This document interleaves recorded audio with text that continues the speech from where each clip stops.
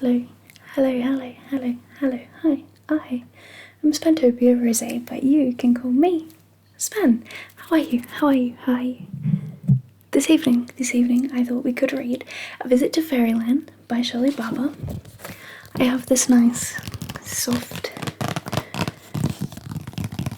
cover, so it's not a hard cover. It's a nice soft cover version.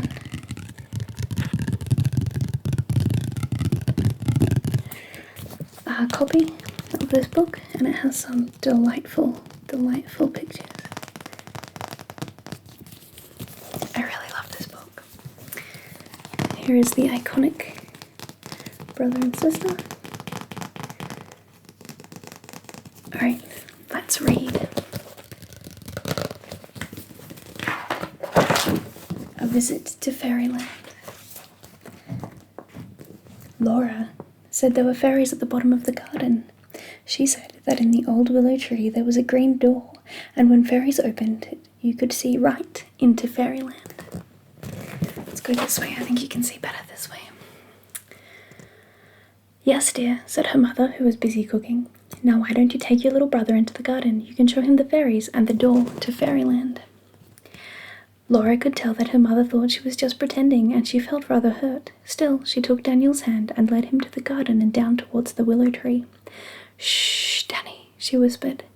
We are very quiet. The fairies might open their green door and come out to talk to us. And sure enough, after a few minutes the green door opened, and out came the fairies.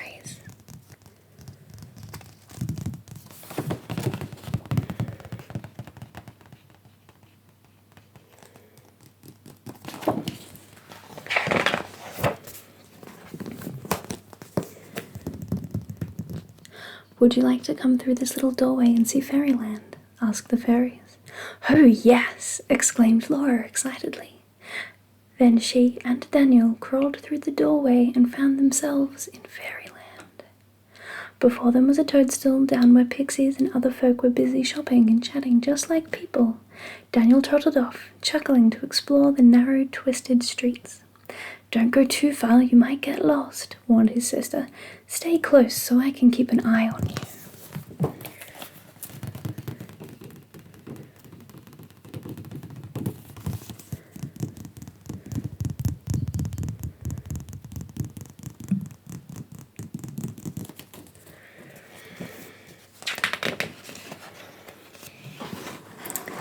To Daniel, the toadstool houses were just like a toy village.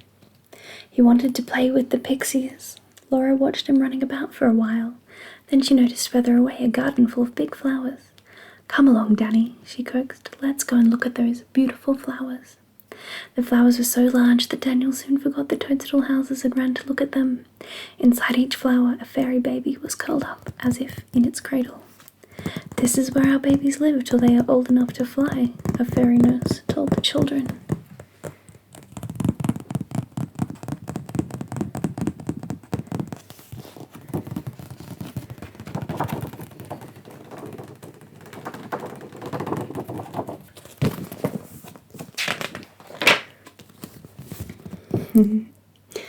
The flower nursery was bathed in warm golden light, and soon the children were glad to go into some nearby woods, where it was cool and shady.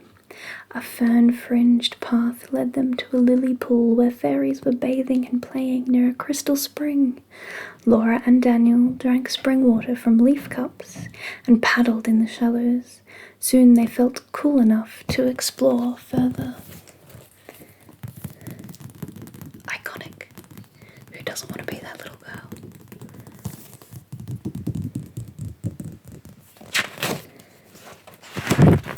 Sorry.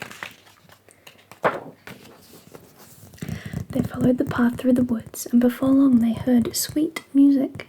Pipes, bells, and a tinkling harp. Then, in a clearing edged with flowers, they came upon a group of elfin musicians.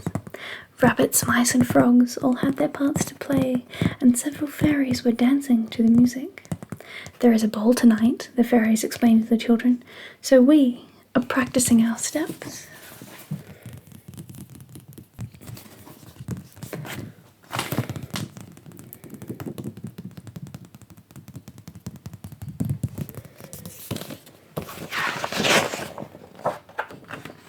The children wandered on, and soon they came to the edge of the woods. There, between twisted tree roots, large caves had formed in a sandy bank. Inside each cave was a kitchen in which elfin cooks were preparing a marvellous feast. All these lovely dishes will be served at the ball tonight, the fairies told the children. The food is cooked here, then taken to the fairy castle in butterfly carriages. Of course the children felt hungry seeing such lovely food, so the kindly elves invited them to sit down and eat whatever they liked.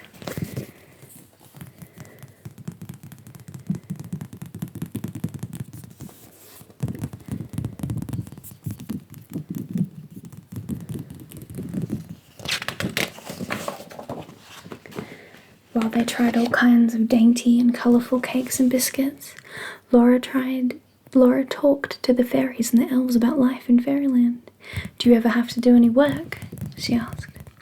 "Oh yes," one silver-haired fairy replied. "My work is to go out and put frost crystals everywhere." "Why do you do that?" Laura asked, puzzled. "Well, when the world has been dull and gloomy, and you wake to a day where every twig and grass blade sparkles, it's suddenly a beautiful surprise, isn't it?" "Oh yes, it is," cried Laura. "Thank you, Silver Fairy, for all your lovely frosty mornings." She's so glamorous.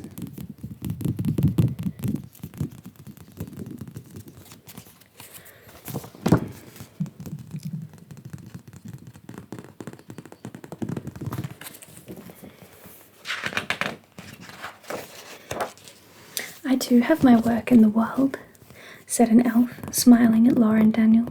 "With my baskets of toadstools I fly around at first light, and I plant bright red ones where I think they will look just right."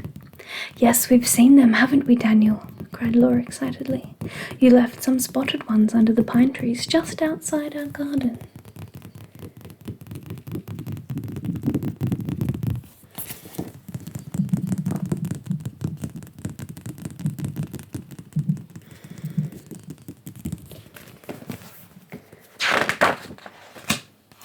"Now, what would you like to see next?" the fairies asked the children.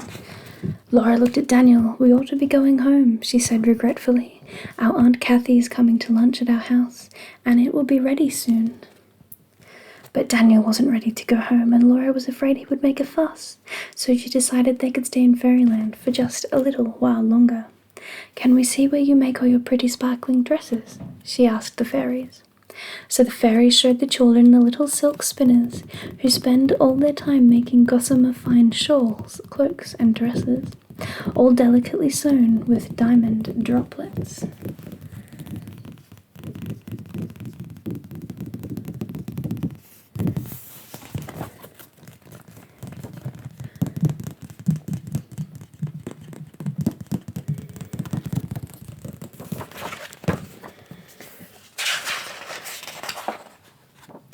"Please show us one last thing before we go home," said Laura.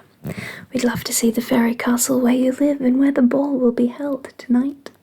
So the fairies put Laura and Daniel into a butterfly carriage which floated over the sea to a bay of islands, where a glittering fairy castle stood upon a rocky pinnacle. While they were circling the castle, Daniel fell asleep in the butterfly carriage. It flew over the forest, the big flowers and the toadstool town, before landing at last near the old willow tree.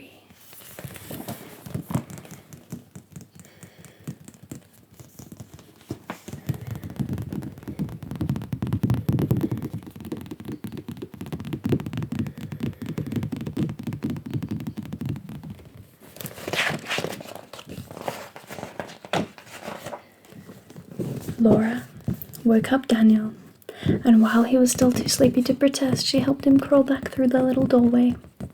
"Goodbye, Laura and Daniel," called the fairies. "Be good and kind, and you will see us again soon." Then the little green door shut and seemed to fade away. "Come along, Danny," said Laura. "Let's go and have lunch, and we'll tell Mummy all about our visit to Fairyland."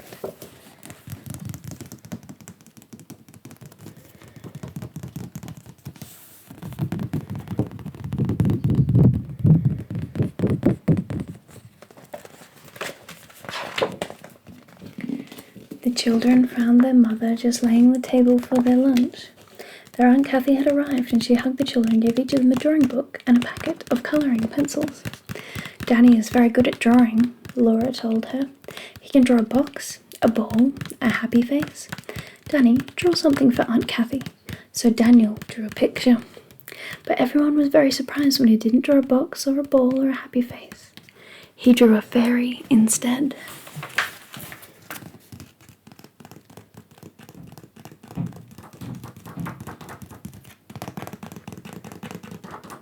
And that was A Visit to Fairyland by Shirley Barber.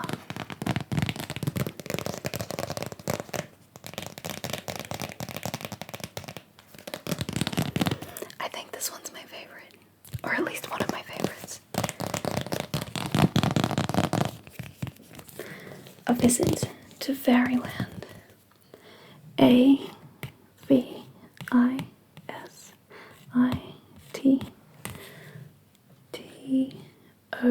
Oops. Fairyland. F-A-I-R-Y-L-A-N-D by Shirley Barber.